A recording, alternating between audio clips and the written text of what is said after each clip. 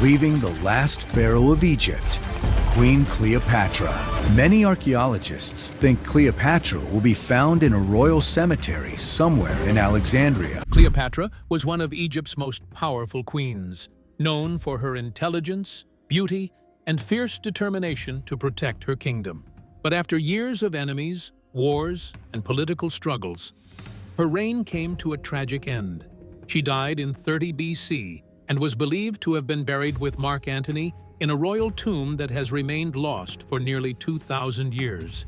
Now, with new archaeological discoveries and AI technology, could researchers finally uncover secrets about Cleopatra's DNA identity or mysterious tomb? And if they did, what shocking truth could they find? Join us in this video as we uncover the truth.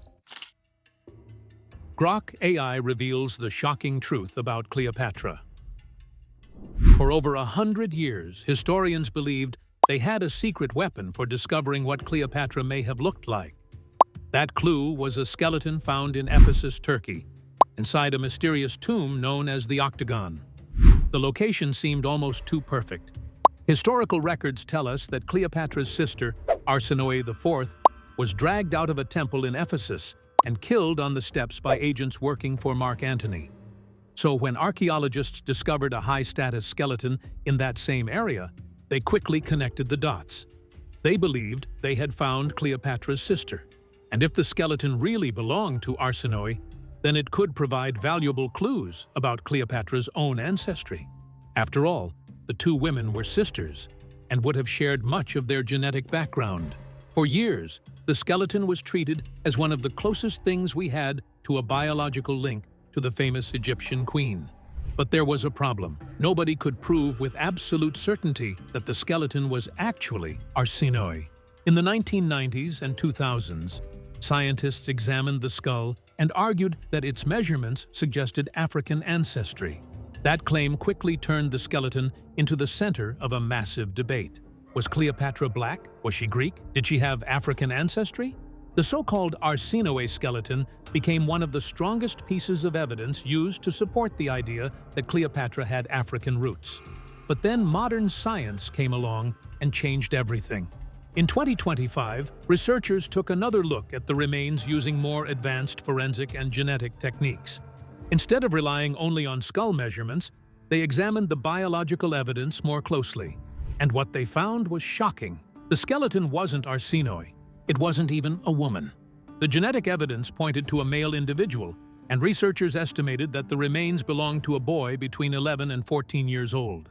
The skeleton that had been connected to Cleopatra's sister for decades was actually that of a young male. And the discoveries didn't stop there.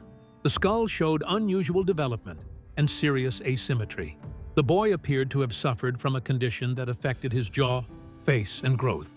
Suddenly, the skeleton that had been used for decades to understand Cleopatra's ancestry could no longer be trusted. The evidence had collapsed. The mirror we thought could finally give us a glimpse into Cleopatra's ancestry had been shattered. But this created an even bigger mystery. If the skeleton wasn't Arsinoe, then where was Cleopatra's sister?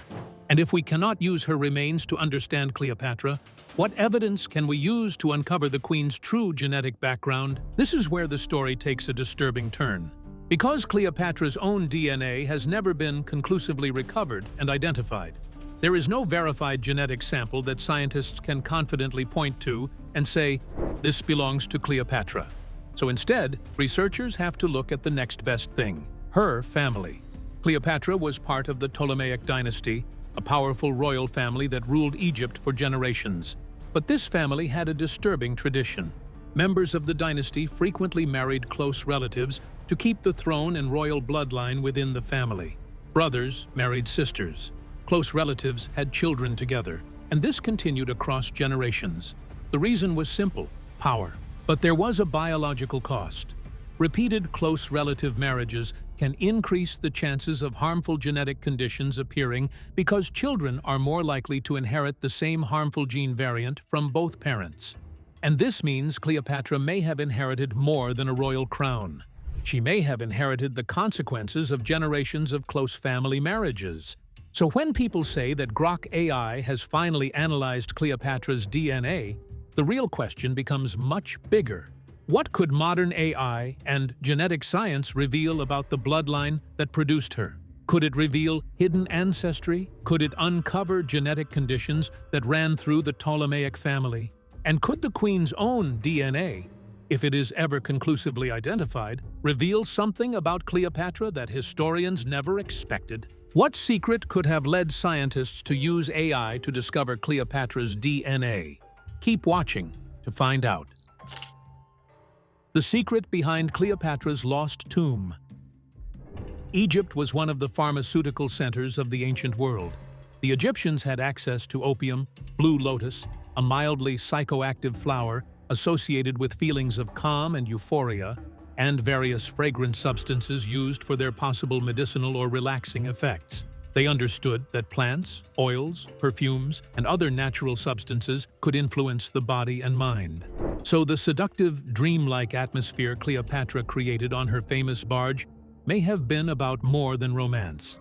It could have been carefully designed to create comfort, mystery, and control around a queen who had to appear powerful at all times. Imagine having to sit on a throne for hours, remain completely composed before hundreds of people, and never allow your enemies to see weakness while dealing with pain, exhaustion, shaking, or another possible medical condition. And now, almost 2,000 years later, modern archaeology may finally have a chance to answer the questions that history left behind.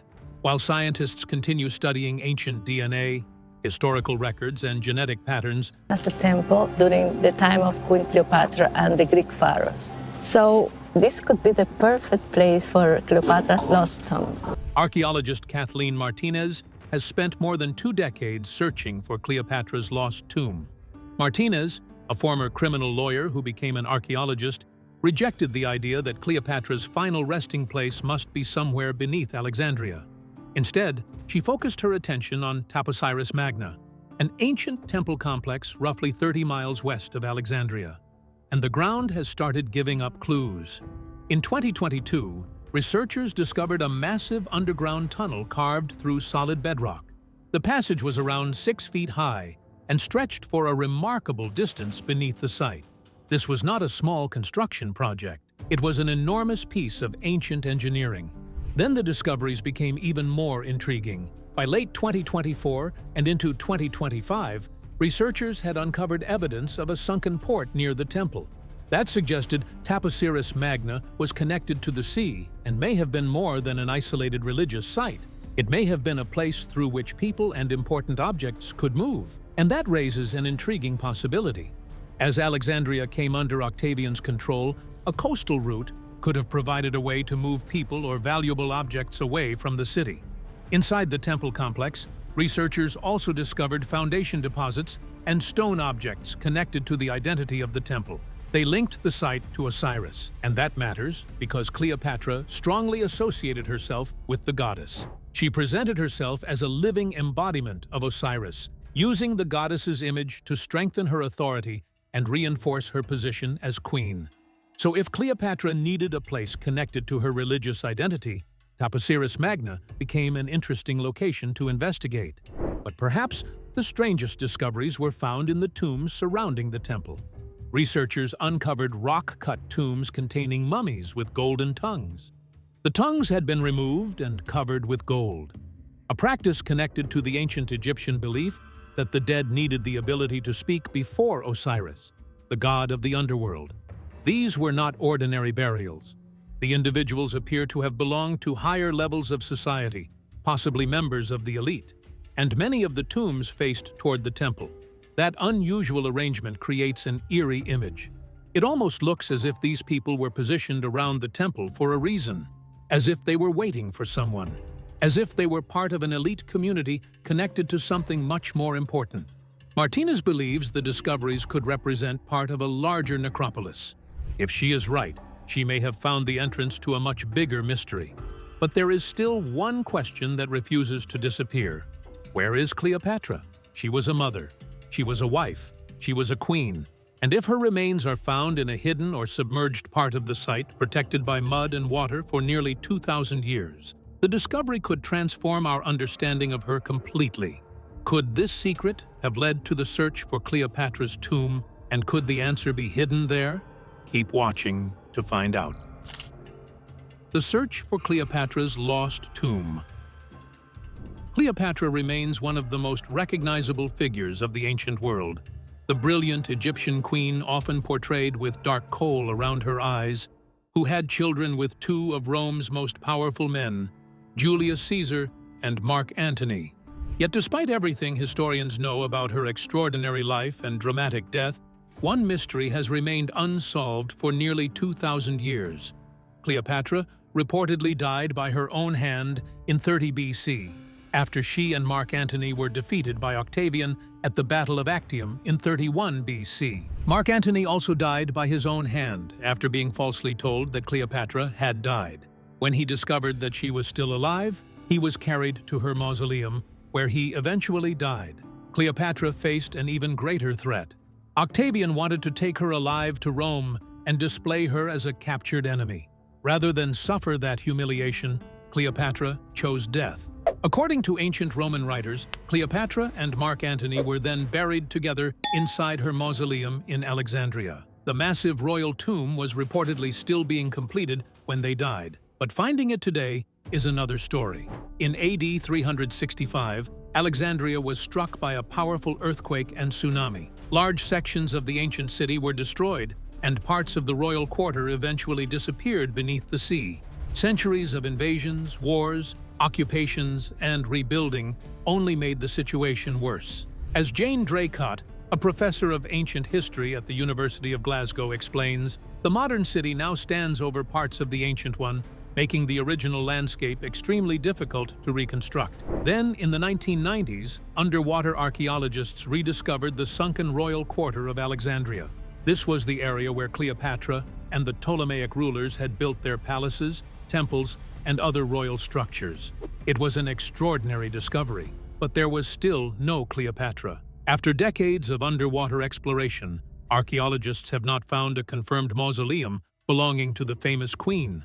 One of the most important surviving sources is Plutarch, the Roman historian who wrote about Cleopatra and Mark Antony roughly 150 years after their deaths.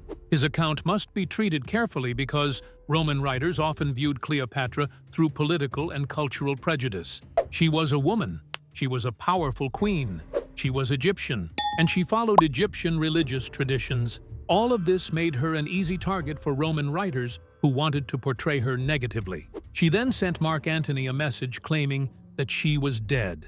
The news destroyed him. Believing Cleopatra had died, Mark Antony ended his own life, but he did not die immediately. When he learned that Cleopatra was still alive, he asked his servants to carry him to her mausoleum. The doors were sealed, so Cleopatra and her attendants used ropes to pull his wounded body through an upper window. By then, Mark Antony was close to death. He eventually died in Cleopatra's arms. Afterward, Octavian allowed Mark Antony to receive the burial Cleopatra had requested. His body was cremated and placed in the mausoleum. But Cleopatra herself was still alive, and Octavian wanted her alive. He planned to take her back to Rome and display her as proof of his victory. Cleopatra refused to give him that satisfaction. Ancient accounts tell different versions of how she died. The famous story says she used a poisonous asp hidden in a basket of figs. Plutarch, however, suggested that she may have used poison hidden in a small container. Whatever method she chose, Cleopatra died in 30 BC. And according to Plutarch, Octavian respected her final wish. He ordered that Cleopatra be buried beside Mark Antony in the mausoleum in splendid and regal fashion. Cassius Dio, another Roman historian, later gave a similar account. He also stated that Cleopatra and Mark Antony were embalmed and buried together in the same tomb. That agreement between ancient sources matters. Could Cleopatra's secrets be the reason her tomb remained hidden after her death? Stay tuned to find out. Cleopatra's final secret.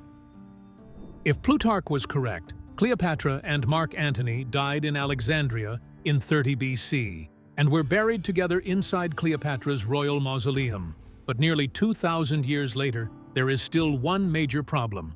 No one knows exactly where that tomb was.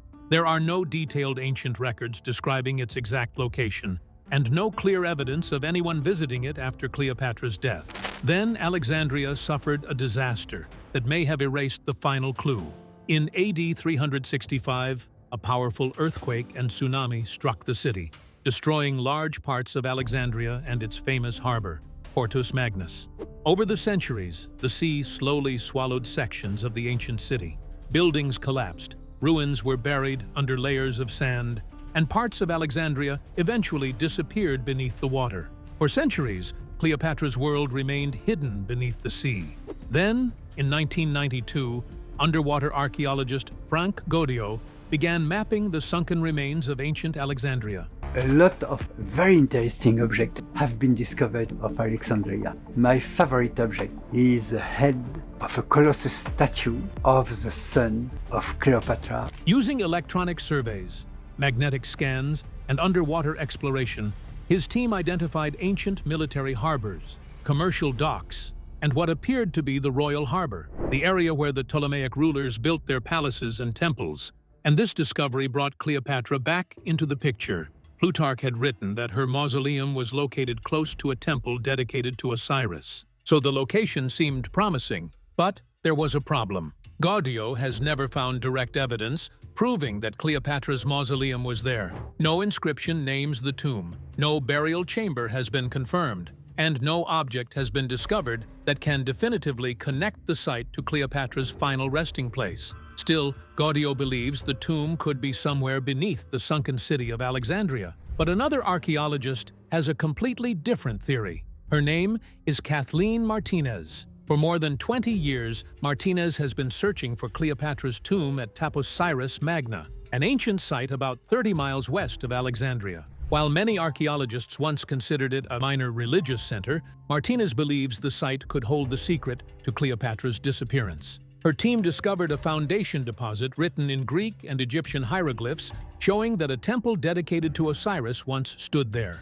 Isis was a really important goddess to the Egyptians.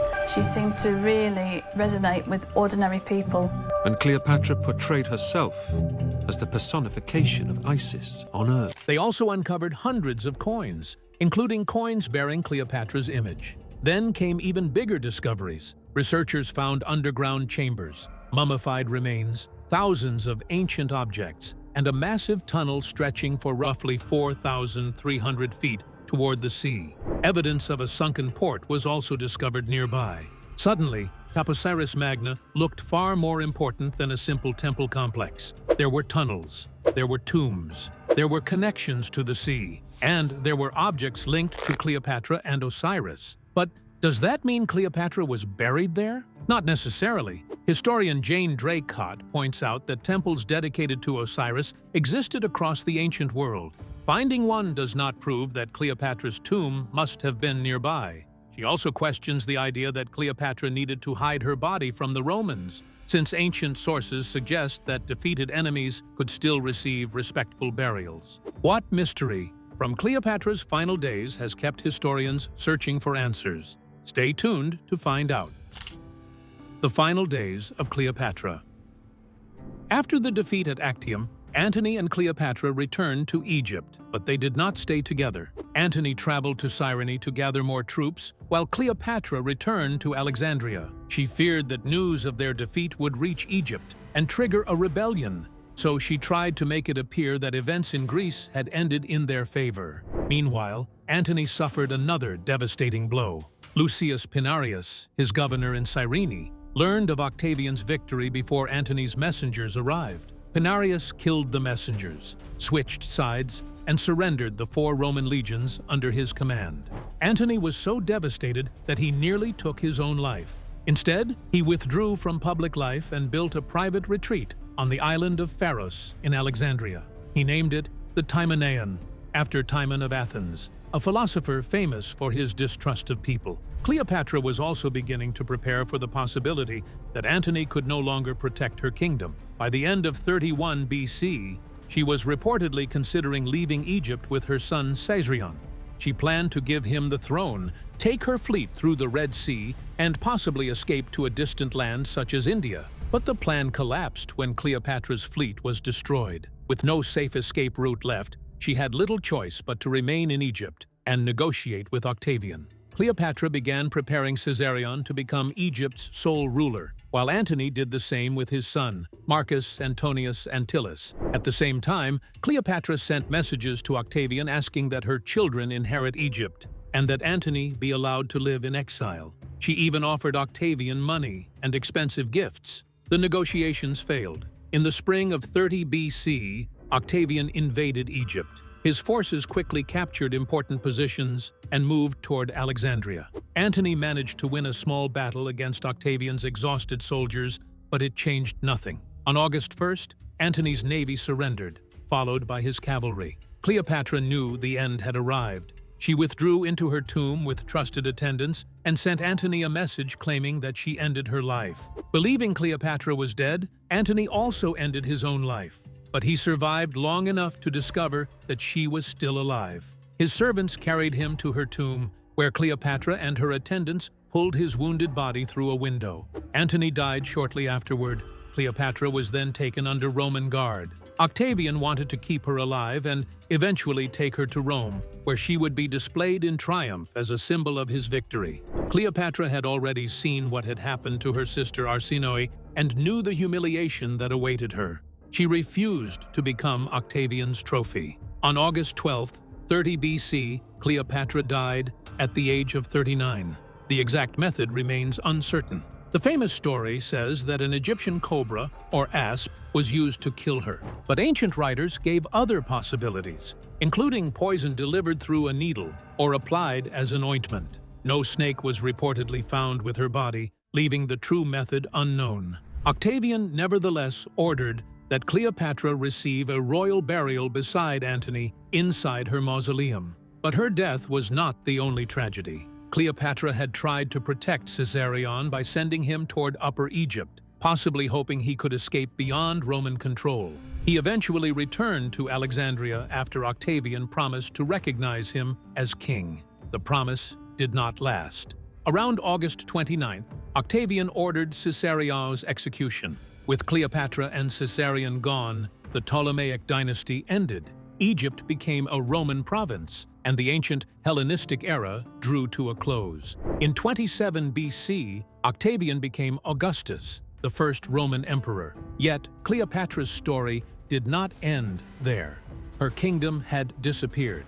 Her dynasty was finished. But one mystery remained. Where was Cleopatra buried? Ancient accounts say she and Antony were placed together inside her royal mausoleum. Yet nearly 2,000 years later, the tomb has never been confirmed. Somewhere beneath the ruins of Alexandria, or perhaps beneath the waters surrounding the ancient city, the final resting place of Egypt's last great queen may still be waiting. And if that tomb is ever found, it could finally allow history to meet the real Cleopatra. But beyond the mystery surrounding her death, how did Cleopatra truly rule Egypt? Stay tuned to find out. Cleopatra's life as queen. Following the tradition of the Macedonian rulers before her, Cleopatra ruled Egypt and territories such as Cyprus as an absolute monarch. She held enormous political power, made important laws and decisions, and also served as the highest religious authority in her kingdom. She participated in both Egyptian and Greek religious ceremonies and understood how strongly religion could influence her people. Cleopatra supported the construction of temples dedicated to Egyptian and Greek gods, and also supported Egypt's Jewish community, including the building of a synagogue. In Alexandria, she commissioned the Caesareum, a major temple dedicated to Julius Caesar, her former political ally and lover. These projects helped strengthen her authority while connecting her with different communities across Egypt. But Cleopatra's role went far beyond religion and royal ceremonies. She was deeply involved in running the kingdom and responding to crises. Early in her reign, Egypt suffered from drought and famine, leaving many people without enough food. Cleopatra ordered the royal granaries to release stored supplies and distribute them to those in need. Some researchers believe volcanic eruptions may have affected the climate during her reign, reducing rainfall and contributing to poor harvests. However, this explanation remains debated, and other researchers have questioned how strongly these events were connected to Egypt's food shortages. Cleopatra also governed an economy heavily controlled by the state. Her administration attempted to regulate prices, collect tariffs, control certain goods through state monopolies, and manage exchange rates between currencies. Farmers faced strict rules as well, including requirements to remain in their villages during planting and harvesting seasons to ensure enough workers were available. Despite these measures, Cleopatra inherited serious financial problems. To raise funds, her government reduced the amount of valuable metal in some coins. Her currency included silver and bronze. But unlike some earlier Ptolemaic rulers, Cleopatra did not issue gold coins. These economic difficulties reveal another side of Cleopatra. Beyond her famous relationships with Julius Caesar and Mark Antony, she was a hands-on ruler who dealt directly with religion, famine, agriculture, construction, and the economy. Her reign was shaped not only by political drama, but also by the daily challenge of keeping Egypt functioning. Beyond the mystery, what did Cleopatra leave behind? And why does she remain one of history's most mysterious queens? Keep watching to find out. Cleopatra's legacy after death. After Cleopatra's death, her three surviving children, Cleopatra Selene II, Alexander Helios, and Ptolemy Philadelphus, were taken to Rome. They were placed under the care of Octavia the Younger, the sister of Octavian and the former wife of their father, Mark Antony. This meant that Cleopatra's children were now growing up under the protection of the very Roman family that had defeated their parents and brought the Ptolemaic kingdom to an end. In 29 BC, Cleopatra Selene II and Alexander Helios were displayed during Octavian's Roman triumph. They were presented to the Roman public as part of the celebration of Rome's victory over Cleopatra and Antony. After that public appearance, however, the story of Alexander Helios and Ptolemy Philadelphus becomes much harder to follow. Ancient records provide no clear explanation of what happened to either child, and their final fate remains one of the unanswered mysteries surrounding Cleopatra's family. Cleopatra Selene II, however, was given a very different future. Octavia arranged for her to marry Juba II, the son of Juba I, a North African king who had supported Pompey against Julius Caesar. Juba I was eventually defeated, and his kingdom of Numidia was absorbed into the Roman world in 46 BC. The marriage between Cleopatra Selene II and Juba II became more than a family arrangement. It created a powerful political alliance and gave Cleopatra's daughter an opportunity to build a new life far from the kingdom her mother had lost. In 25 BC, after their marriage, Augustus, the Roman ruler who had once been known as Octavian, appointed Juba II and Cleopatra Selene II as the rulers of Mauritania, a kingdom in North Africa. In another shrewd political move by Augustus, he annexes the eastern portion of Numidia into the Roman province of Africa Proconsulares. The couple chose the ancient city of Aiol as their capital and renamed it Caesarea. The city, located in what is now Churchill, Algeria, eventually became an important center of culture, politics, and learning under their rule. But Cleopatra Selene II did not simply become a North African queen and forget where she came from. She carried her mother's legacy with her.